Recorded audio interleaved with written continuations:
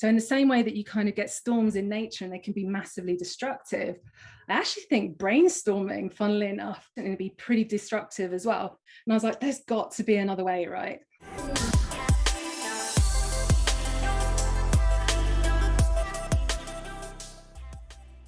Now, here's the thing, right? Luckily, this was a nightmare. It was a fever dream and it wasn't real. This was me doing a pre-mortem kind of activity on an ideation and saying, if an ideation is going to go really, really wrong, what are the things that can contribute to it becoming kind of dead on arrival? And I think these are some of the combinations that can really do it. Now, I haven't experienced all of these things in one go, destroying kind of sessions that I've been in, but I have definitely felt elements of it. And hopefully some of these elements are kind of resonating with some of you. And, you know, you've probably not felt good about it at the time. And I was like, there's got to be another way, right? So in the same way that you kind of get storms in nature and they can be massively destructive, I actually think brainstorming, funnily enough, as a technique can unfortunately be pretty destructive as well. So, right, let's go find something completely different. So I hit the books, I hit Google. What did I find? I found this guy, Brian. Now, Brian Mattimore is the creator of the technique BrainWalking, and he created it while he was working for the Warner Lambert company. So they make chewing gum, I think, and he was having to run ideation sessions for the Trident and Dentine companies. The story of how he came to be, working there is kind of interesting. So if you want to have a read of Ideastormers, he's got it in there. But onto the technique that he actually created.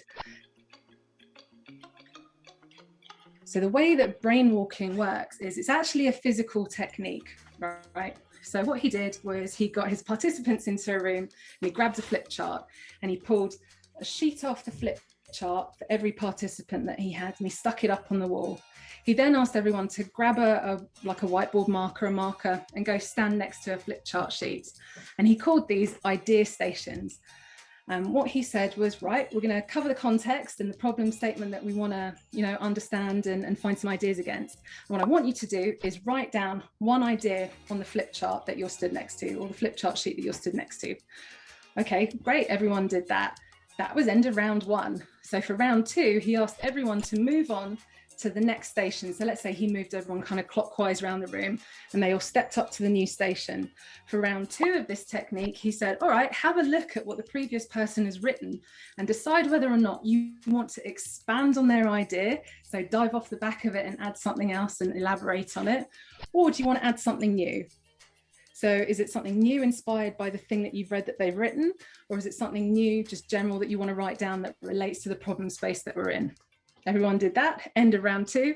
Stepping into round three, they just repeat round two again. He did this for 4 or 5 times, right? And at the end of, a really brief session with 10 participants, they came up with like 50 ideas. Really, really quickly, they generated 50 ideas. At the end of the final round, so round 5, he asked everyone to go back to their original starting stations. And he did a really nice thing, which is he gave them all this active autonomy and empowerment and said, you know what, have a look at now the ideas that have amassed since you've been gone from this station and circle the one that you think is the best. And then these were the things that we're going to take forward and dive into in our next session or another ideation session to understand a bit better. We've just done some really, really simple prioritization.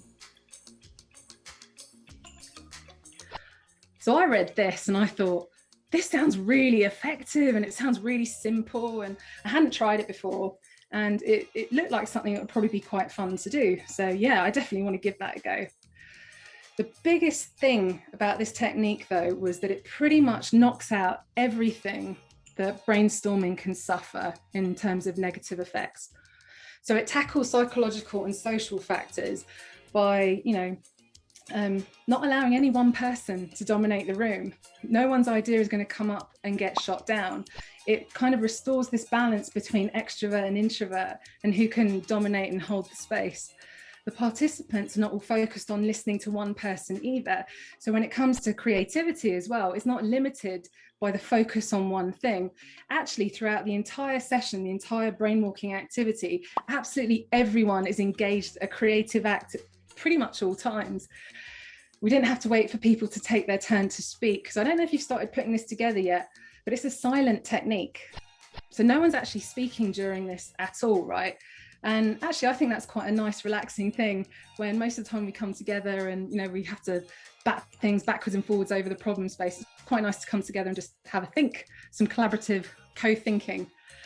So the other thing here as well was that it was really hard to disengage from this technique. This is where the walking kind of comes into play, because once you've written your idea or expanded on someone else's idea, you're programmed and primed and ready to walk on to the next idea station. The other thing as well is you're not holding a laptop, so there's no distractions, nothing pinging up to kind of pull your focus. And even if you find yourself maybe a little bit out of ideas, or maybe not able to expand on someone's ideas in one of the rounds, you can stand and have a look around the room and see everyone else's posters that they're stood in front of. And you can get ideas from that. There's more ideas, you're steeped in even more context.